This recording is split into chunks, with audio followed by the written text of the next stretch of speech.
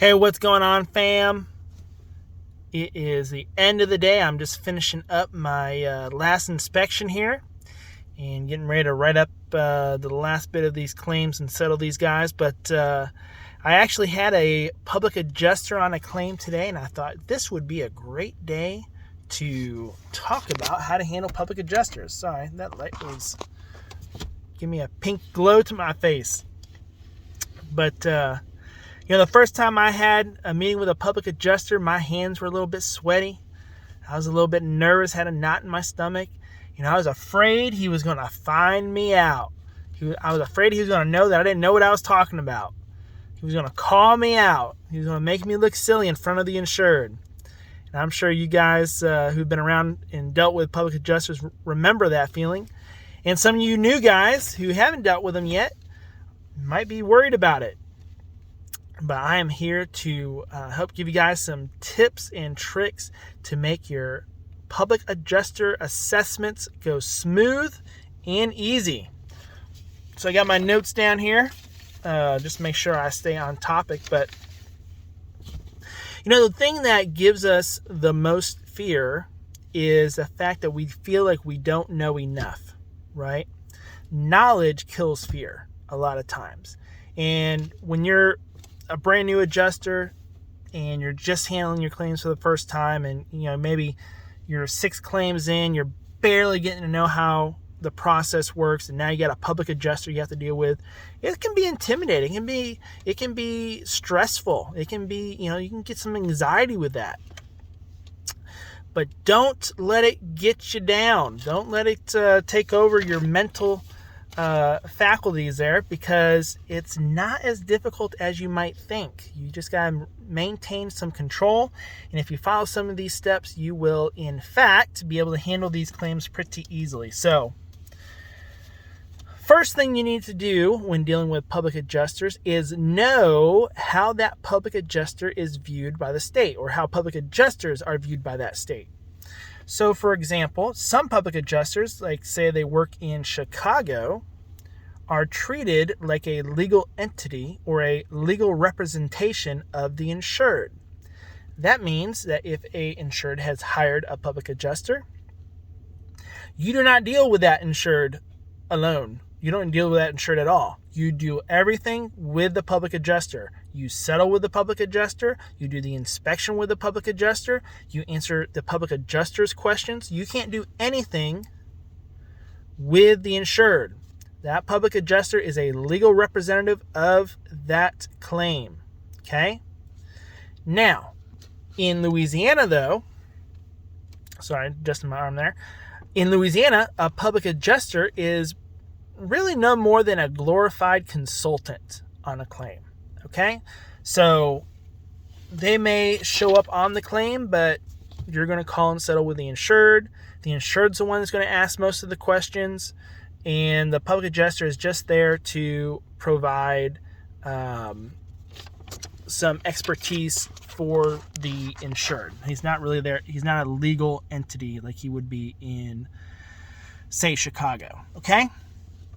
So number one, know what you're dealing with. Is the public adjuster a legal entity, a legal representative of the claim, or are they just a glorified consultant on the claim? That's number one, okay?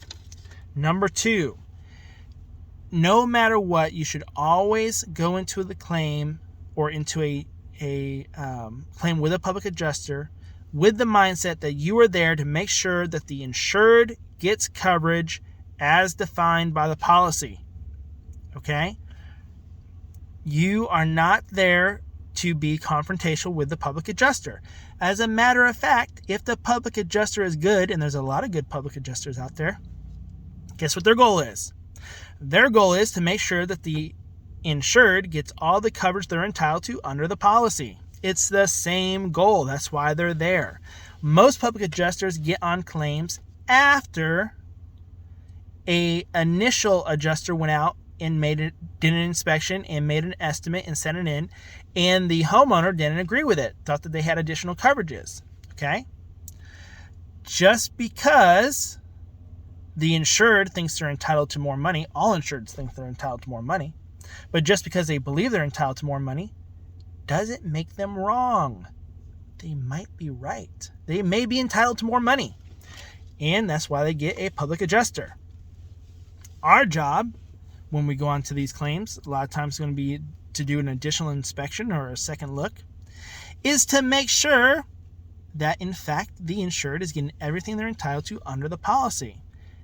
We got to determine, was the insured correct in their assessment that they should have gotten more coverage, or was our initial adjuster correct in the assessment of the damages on the property? Okay? Again, if you go with that mindset, hey, my job, it doesn't matter what the original adjuster said. My job is to make sure the insured gets all the coverage they're due under the policy. You go in with that mentality. Most public adjusters, they're going to have that same mentality. You guys won't have any kind of conflict or confrontation. You might have some differences in what you call damage, but overall, it's not going to be confrontational because you're both there to do the same thing, to make sure the insured gets all the coverage they're entitled to under that policy. Okay? Number 3, you need to realize that maybe this public adjuster is just as nervous as you are. I actually found that out on my 3rd claim with a public adjuster. I was in Chicago and I got onto this claim. And you know what? I'm just going to act like I know what I'm doing. I didn't know what I was doing, but I was going to act like I knew what I was doing. And what ended up happening is, we start doing our inspection, and the public adjuster there, he was actually working underneath a public adjusting firm. He kind of spilled the beans that he'd only been working for like 3 weeks. Well, guess how long I had been working? Like 4 or 5 weeks. I had realized that I actually had more experience than this public adjuster on this claim. You might be surprised to find out that you have the same kind of things set up, right? Especially if you're working with a public adjuster who works for a firm. That public adjuster may have just gone out, got his license a few weeks before you did, or around the same time you did, and got hired on by a public adjusting firm, and he actually doesn't know what he's looking at. The same way you don't know what you're doing, right? So, you got to keep that in mind. Just because they're a public adjuster does not mean they have more experience than you, okay? That's number 3. Number 4, this is where we're going to get into some more of the necessities for having a good inspection with a public adjuster. You need to know your policy. Know the policy that you're going out there to inspect on, right? You need to know, okay, is this an ACV claim, an actual cash value claim? Does this person get RCV benefits? Are there certain endorsements that they need to get certain coverages, like backup sewer and drain? A lot of times that's an additional coverage that they have to have. Do they have certain things like, hey, if there's codes that they have to maintain, is that covered underneath the policy? You need to know these things. So when you start talking to the public adjuster, you sound somewhat intelligent, right? Also, what that does, a lot of these public adjusters don't know the policies that they are adjusting on. Why?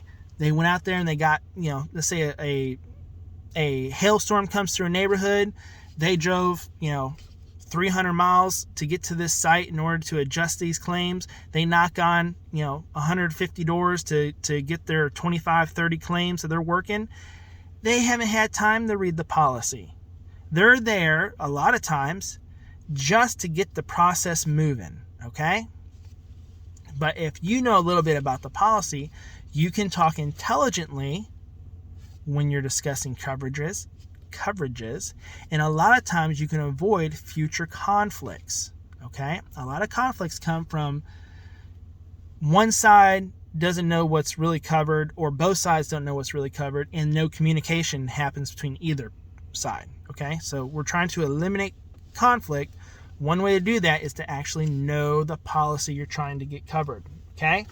Next, you need to know how the firm you are working for, whether you're working directly for the insurance carrier or through an IA firm themselves, how they are interpreting damage, okay? So I showed you guys a few videos ago on how to find the difference between hail damage and blistering. the difference between, wind damage and thermal cracking. You need to know that when you go out on a lot of these claims. If you're doing a wind claim, you need to have a basic understanding of what's wind damage, okay? How do I determine what wind you think you know, but believe it or not, a lot of people try to get some things covered that just, you have to have common sense and you have to know what you're looking for, okay? So if you know what you're looking for, you're going to explain that to the public adjuster, okay? And I'm going to jump into that in just a second here. Actually, that is the next point right here, is explain the process. So you know your policy, right? You know what you're interpreting as damage. Now, when you get to that claim, what you're going to do is you're going to explain your process to the public adjuster. Now, the public adjuster has every right to point out what they interpret as damage to you. That's their job, okay? So, there are some people that teach, hey, you just need to tell the public adjuster he can't touch anything. That is not true, okay? They got to be careful on marking things up, but they have the right to point things out to you. And it is true that they have to give you a blank board when it comes to your inspection, right? So you don't want to go there and have them marked up the entire roof, but they have the right to point out, hey, I think you missed this. Hey, I think you missed this, right? So you need to know that. But what you're going to do is you're going to explain to them at the very beginning what you're looking for and how you're interpreting damage, okay? So, for example, in hail, it's real simple. Hey, Mr. Adjuster, Mr. Adjuster, my process typically is I'm going to walk the elevations of the home, and we're just going to look for evidence of hail. Now, we're going to call it evidence of hail, not hail damage. The reason being is hail can leave evidence without actually damaging anything, okay?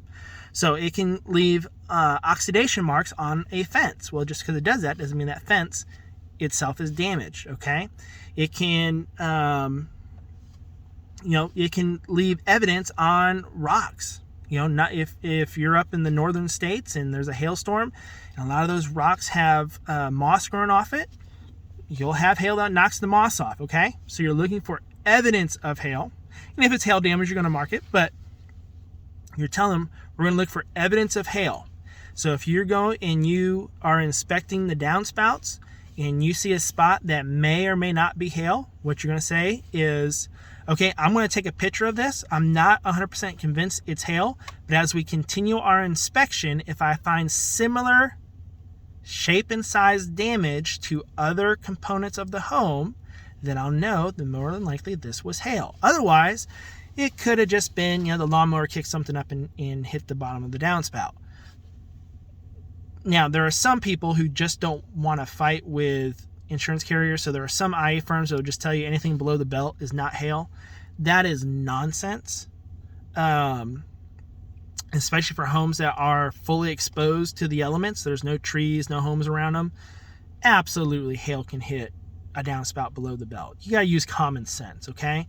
A lot of times they just tell new adjusters, hey, if it's below the belt, it's not hail. They tell new adjusters that because adjusters don't know what they're looking at, and they're just trying to prevent a fight with the insurance carrier later on, oh yeah, this was damage, oh no, this is not damage, kind of thing, okay?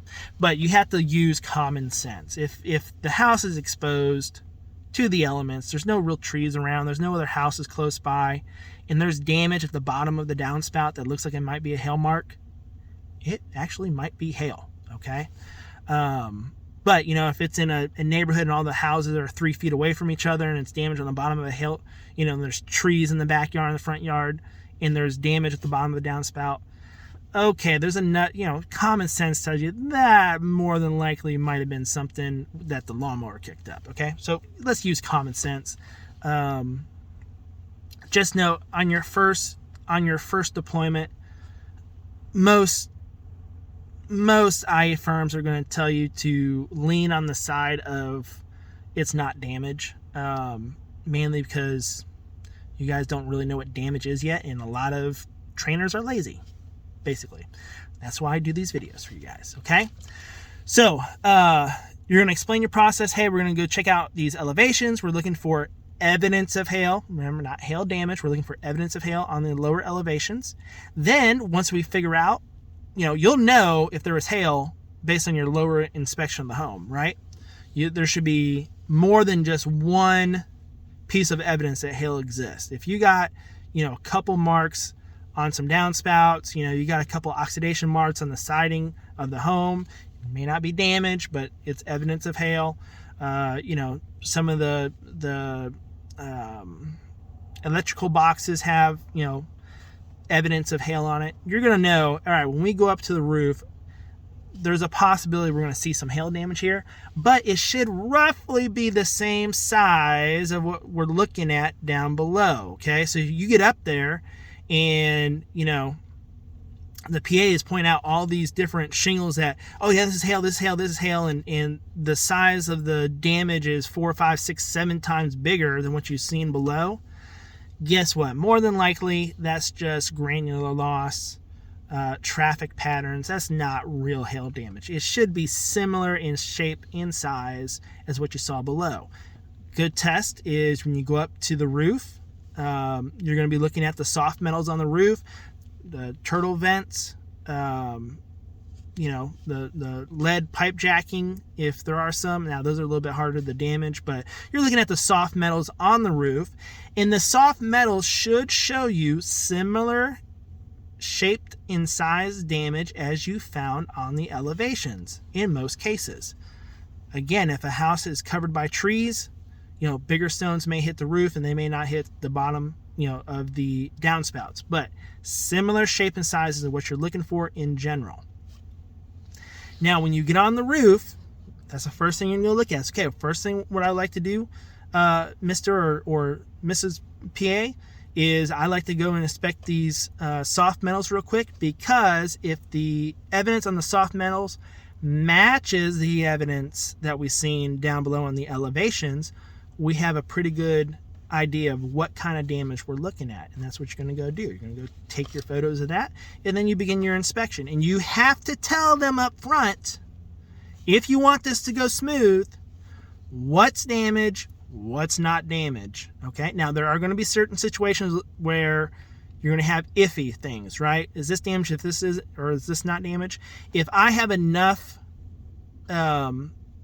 evidence where I can get coverage that that I'm going to get coverage no matter what, I don't take pictures of that. But if I need additional coverage or additional photos to get coverage I think is deserved, then I'll take photos of those iffy things, and I'll always give it toward the insured and make the carrier tell me it's not covered, okay? So if it's up for grabs, I'm going to give it to the insured, and I'm going to make somebody else tell me it's not covered. I am not going to go and automatically just say it's not damaged. I always give it to the insured and make somebody tell me no, okay? And I think that's just a good rule of thumb.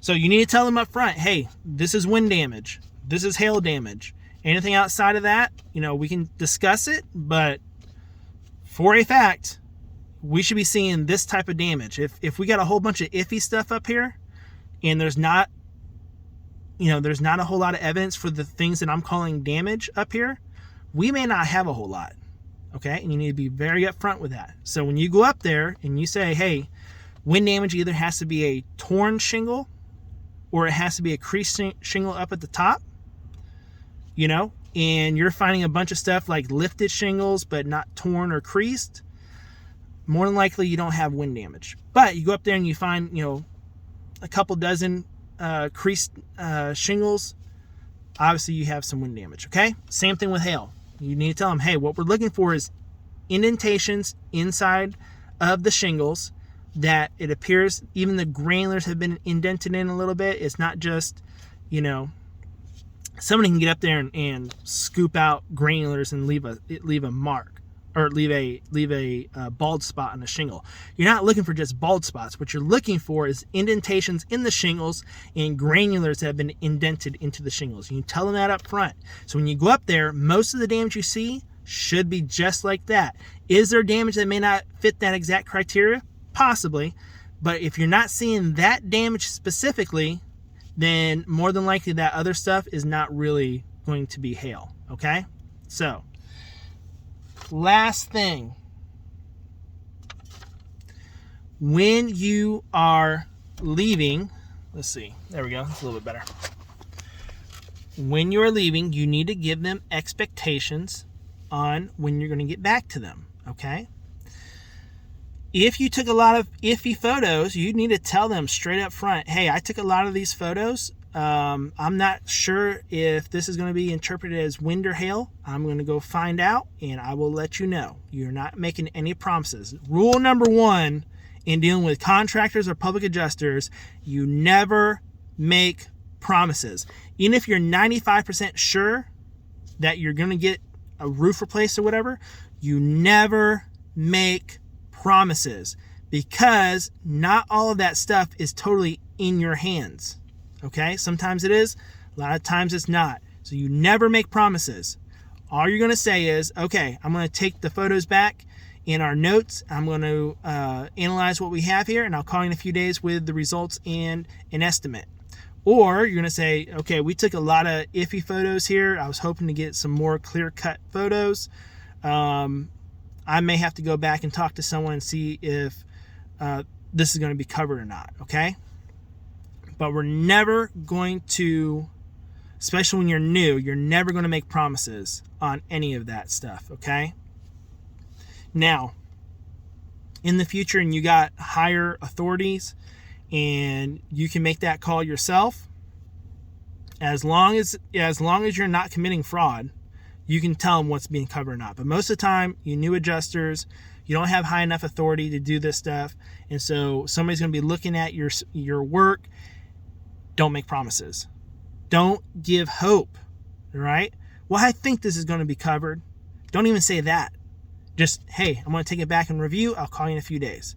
Or, hey, we got a lot of iffy stuff here that doesn't really meet the criteria of damage. I'm going to go run this by somebody, and I'll call you in a few days. That's what you need to do. I guarantee you, if you will do that, 90% of your public adjuster claims will go really smooth, really, really smooth. Now, there are some public adjusters who like to be confrontational. All you're going to say, every time there's a conflict, you always blame the policy. Every single time. Well, this needs to be covered, this needs to be covered, this needs to be covered. And they're trying to bully you into covering stuff. You're always going to maintain your composure, right? And you're going to say, Mr. or Mrs. PA, I'm here to make sure the insured gets every coverage they're entitled to under the policy. I'm going to take this back, and I'm going to apply coverage according to their policy. I'm not going to give you anything right now. I need to go back and make sure that I understand how the policy works, and I'll apply coverage accordingly. That's it. Doesn't matter what else they say. It's always, well, yeah, but you need to tell me if you're covering this. As I just said, Mr. or Mrs. Public Adjuster, I'm going to take this claim back. I'm going to review the information, and I'm going to apply coverage as determined by the policy. Every confrontational thing they say is always the same answer. By the way, it's the same answer you give if it's a attorney on the claim. Well, you need to cover this. You need to say you're covering this right now. You need to say this is covered. You need to tell this insured this is covered. If they try to get the insured to pressure you with him, Mr. or Mrs. PA, I'm going to take this information back. I'm going to review it, and I will extend coverage as deemed proper by the policy. That's all you need to say. Every conflict is directed toward the policy. There's nothing else you're going to try to say. You're not going to justify anything on site. You're just going to say, according to the policy, I will extend coverage according to the policy, period. And then you leave. That's if it's conflict, okay? So hopefully these tips help. Very similar tips to what you would do with a contractor as well on a claim and an attorney. If you guys have any questions, feel free to leave a comment below. As well, please like and subscribe and share this information if you found it to be helpful. Appreciate you guys, and we will talk to y'all later.